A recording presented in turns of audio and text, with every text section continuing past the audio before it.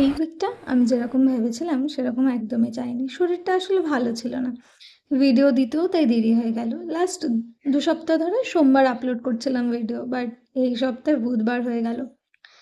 It's okay, it's life. আমাদের মন মতো জিনিস সবসময় তো হয় না। কিছুদিন বা সপ্তাহ এত ভালো যায় যেটা হয়তো আমরা ভাবিওনি। আবার ভাইস ভার্সা, আবার এমনও খারাপ যায় সেটাও হয়তো আমরা ভাবিনি।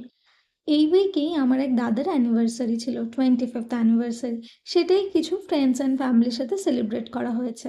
Those moments with your closed ones are very very special.